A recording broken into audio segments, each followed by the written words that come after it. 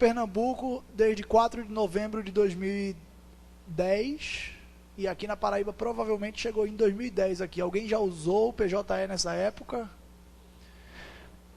É mais ou menos dessa época, não é isso, doutora?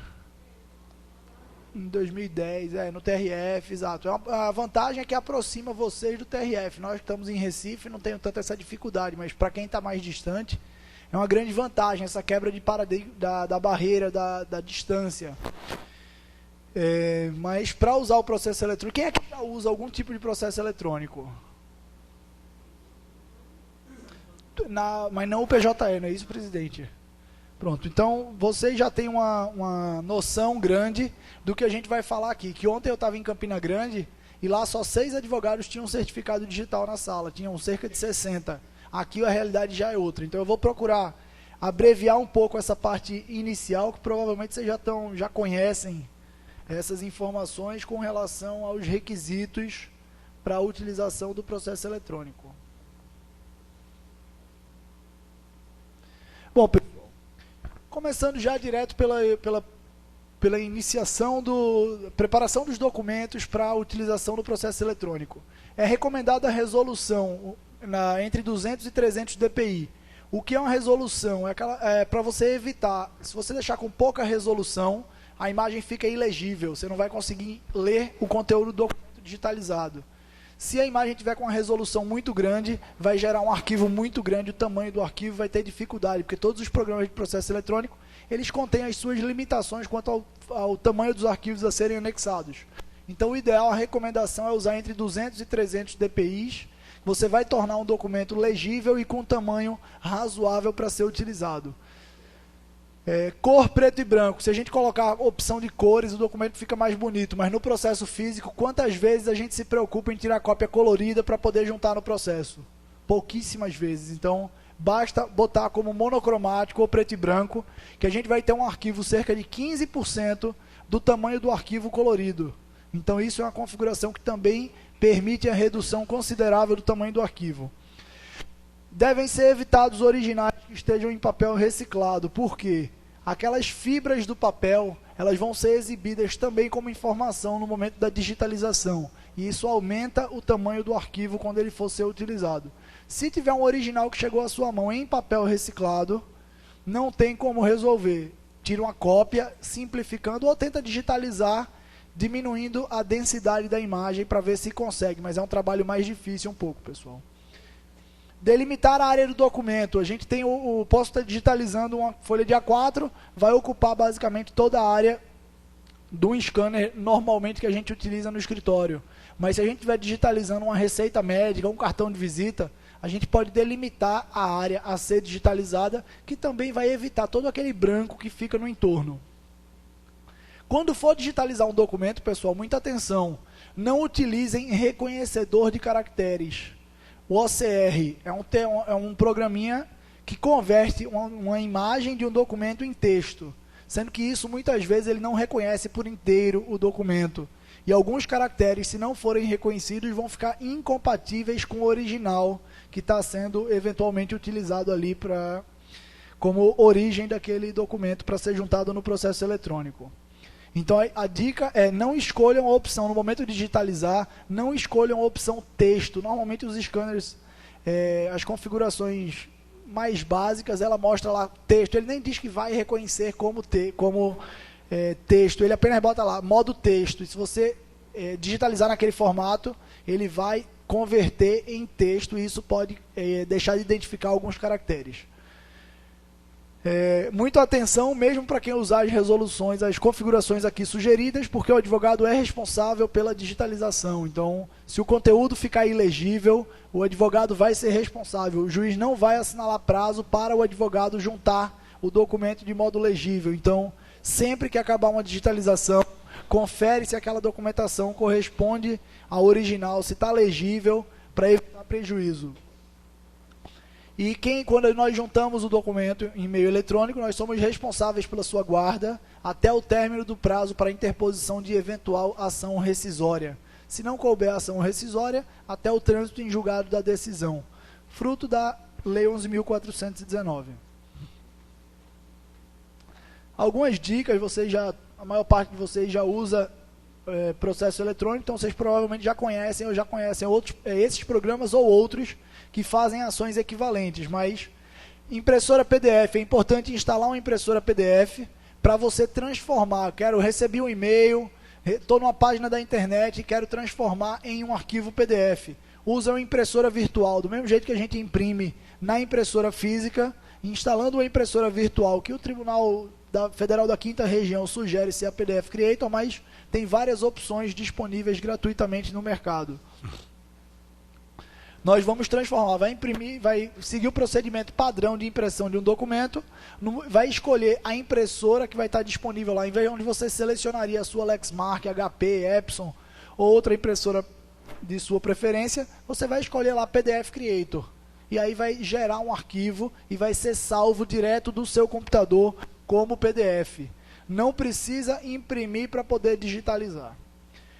Dividir e unir PDFs. A ação pode ser feita através de um programa chamado PDF Split and Merge. É um programa que permite que você tenha um arquivo PDF com muitas páginas, você deseja fracionar ele ou reorganizar. Digamos que eu tenho um scanner no escritório com alimentador automático de papel e passo os documentos no scanner e ele digitaliza frente e verso, sendo que o verso de todas as folhas está em branco. Com o PDF Split and Merge, ele tem um compositor visual. A gente pode visualizar e sair montando o documento apenas com aquelas folhas que têm conteúdo. Então é uma forma de recomendação. Ele também permite que nós possamos dividir o arquivo. Por quê? Para a utilização no PJE, a limitação do tamanho do arquivo é de 1.5 MB cada anexo. Podem juntar infinitos anexos, mas desde que cada um deles tenha no máximo 1.5 MB.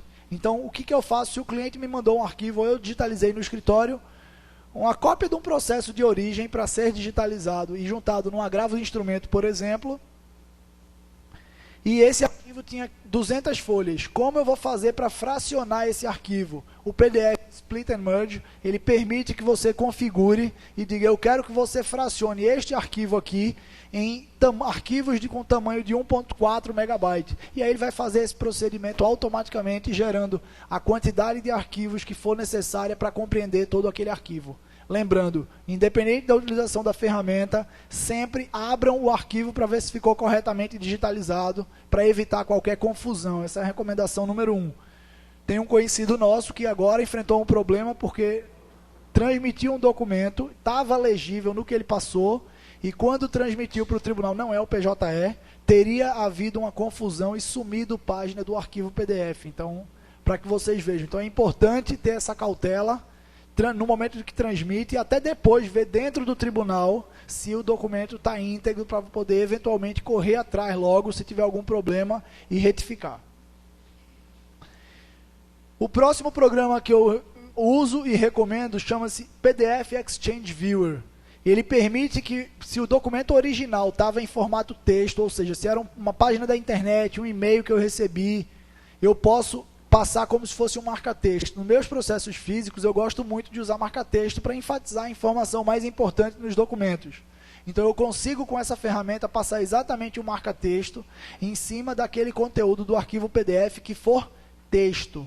Cuidado, não confundam quando eu falo texto, não é a imagem de um texto, ele tem que ser efetivamente texto. Aquele tipo de arquivo PDF que a gente pode selecionar as palavras e copiar no Word depois, sem ser uma imagem. Quando a gente digitaliza, eu posso ter um documento que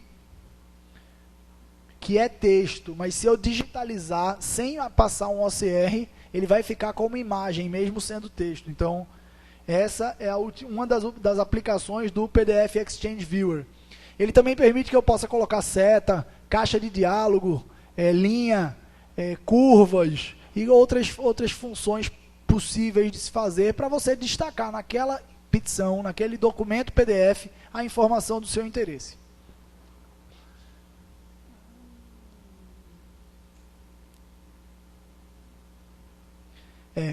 Esses 3 programas são programas gratuitos. Então é importante vocês terem cuidado no momento da instalação, porque eles sempre tentam instalar outros aplicativos junto com ele. Então dá uma olhada lá e vai recomendar uma barra de ferramenta para o Firefox. Aí você, não, esse aqui eu não quero não. Então olha, presta atenção, não vai só clicando em avançar no procedimento de instalação, que vai instalar algumas coisas que podem sobrecarregar. Não falo nem com relação à segurança, que eu não conheço nenhum problema de vulnerabilidade por causa disso. Mas muda a aparência do teu navegador, o computador fica mais lento com uma coisa que você não precisa, não vai usar porque não sabe nem para que serve. Então, prestem atenção e usem só o que vocês têm interesse. PDF Creator gratuito, PDF Split and Merge. Tem a versão gratuita, tem a versão paga. E o PDF Exchange Viewer, que é bastante útil. Ele tem uma versão gratuita e tem a versão paga. Agora, a versão gratuita ela fica bem escondidinha no site. Então, vocês procurem lá, mas tem uma versão gratuita. Eu uso, por exemplo, o PDF Exchange Viewer. Ele permite que a gente tenha um arquivo PDF e insira caixa de texto para redigir dentro. Então, eu recebi um formulário essa semana em PDF e tinha que imprimir. Teria que imprimir para preencher. Eu teria que imprimir, preencher, digitalizar para devolver. E aí eu não fiz nada disso. Eu fui no PDF Exchange Viewer e preenchi todas as minhas informações, embora fosse um arquivo PDF. Eu preenchi as informações direto no computador, sem precisar materializar para depois digitalizar novamente. Cada pessoa, cada advogado vai ter a sua forma, a sua dica, a sua recomendação de como nomear os arquivos que venham a ser anexados no processo eletrônico. Eu adoto um critério que eu recomendo e justifico. Quem quiser, fiquem livres, isso não vincula. Não é se não tiver nesse formato que vocês não vão poder usar, obviamente, o PJE. Mas eu atribuo um formato onde o nome do arquivo começa com números, tantos números quantos sejam necessários para que o último arquivo tenha um 0 na frente do número do arquivo. Por isso que está aqui, ó, no exemplo que nós estamos vendo, o 10º arquivo, ele tem um 0 na frente também. Por que isso, pessoal? Em alguns sistemas operacionais, em alguns aplicativos no sistema operacional Windows, ele classifica apenas pegando o número da esquerda. Então, quando algum aplicativo faz isso na ordem de classificação dos arquivos, pelo número da esquerda, se tiver começando com 1, em vez de cortarmos os zeros aí, ele colocaria o arquivo 1, o 10, para depois vir o 2. Então ele ficaria 1, 10, 11, se tivessem mais arquivos, 1, 10, 11, 12, 18, 19, 2, 20, 21, 22 e assim sucessivamente. Então, isso gera um transtorno para a gente no momento em que nós formos fazer o upload desses documentos. Nós formos selecionar esses arquivos para carregá-los dentro do sistema PJE. Principalmente porque eu não conheço o sistema aqui da Paraíba, mas o PJE hoje, ele ainda não permite upload de múltiplos arquivos. Então eu poderia botar todos os arquivos numa pasta e selecionar tudo e dizer, suba todos eles, por favor. Mas como o PJE não permite isso, a numeração também facilita para que nós possamos seguir uma ordem e evitar que esquecermos algum arquivo no momento em que estivermos fazendo esse upload dessas informações. Então, depois do número do arquivo, de uma numeração aleatória, eu coloco uma descrição breve sobre o nome do arquivo. Lembrando, cada arquivo PDF tem que estar, tem que estar obrigatoriamente com no máximo 1.5 MB. Então pode ter uma situação onde eu precise fracionar um mesmo arquivo em vários, um mesmo documento em vários arquivos. E aí eu mantenho a estrutura, eu preservo o número para saber que é continuação de um mesmo documento, eu mantenho o nome e apenas boto a variação demonstrando que aquilo é parte de um arquivo. Então, essa é a forma que eu utilizo e que recomendo utilizarem, mas fiquem livres para cada um vai ter a sua melhor forma de utilizar o sistema. A base de treinamento do PJE, pessoal. Nós temos a opção de tentar nos cadastrarmos diretamente na versão em produção, mas o Tribunal Regional, não sei aqui se já disponibilizaram, se já foi apresentado algum pleito, ou se ainda não foi, se foi recusado. Mas podem usar o Tribunal Regional do Trabalho da 6ª Região, porque o PJE, ele hoje é desenvolvido pelo Conselho Nacional de Justiça, e a versão que é disponibilizada para a Justiça do Trabalho, ela é disponibilizada simultaneamente para todos os tribunais. Então não tem diferença se vocês forem usar a versão da Paraíba ou a de Pernambuco. Não tem problema, eles já me disponibilizaram essa base de treinamento e eu coloco ela à disposição de vocês. Podem utilizá-la livremente. Pode ter alguma defasagem de versão, mas não é significativa porque é só o tempo deles procederem com a atualização. Lembrando, Mesmo na base de treinamento, é necessário ter certificado digital. Tem vagas aqui na frente, fica à vontade. Tem que ter certificado digital do tipo A3 e o acesso tanto para cadastrar quanto para usar a base de treinamento tem que ser através de certificado digital, gente. Ok? Alguma dúvida com relação a essa parte introdutória, pessoal? Bom, eu peço licença para sentar, porque agora a gente vai passar a efetivamente utilizar o PJE.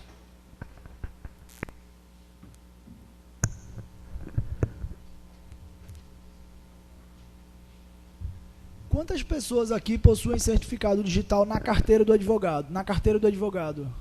A maior parte. Quantos em token? O token está mais à frente, mas para quem tem a carteira do advogado, João Luiz me compartilhou agora, eu não conhecia, uma leitora de certificado portátil. Ela é retrátil e a gente pode guardar com mais facilidade do que essa aqui. Eu tenho essa, na verdade, eu acabei de ganhar dele essa, então, para que vocês conheçam. Uma pergunta muito comum é qual é o melhor, certificado no token ou na carteira do advogado? As opiniões divergem. Para quem usa a carteira do advogado, numa carteira costuma sentar, é arriscado, cai o chip, você precisa estar com a leitora de certificado para poder utilizar.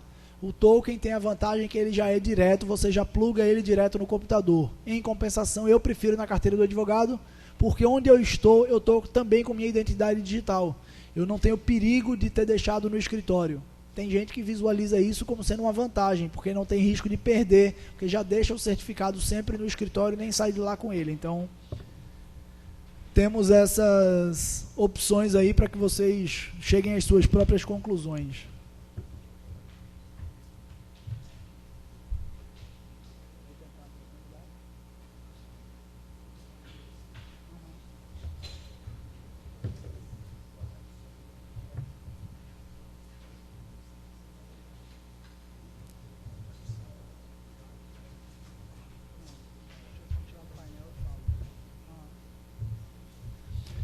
Bom, pessoal, quem já utiliza aqui o PJE da Justiça do Trabalho?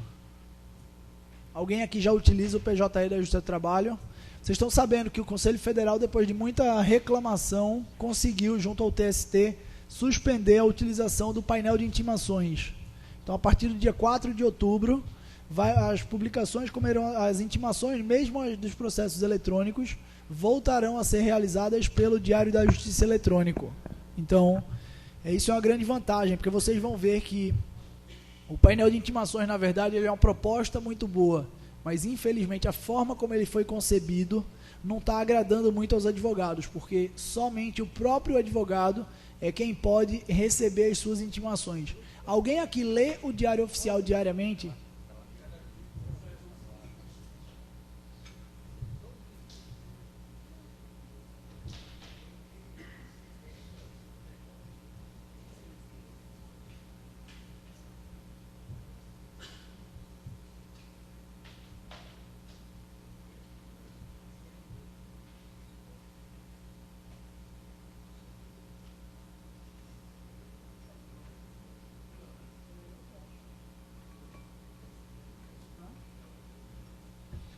Vocês estão conseguindo ler, pessoal?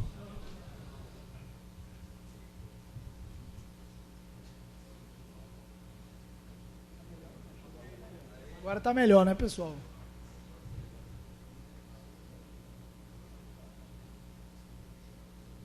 Obrigado, pessoal.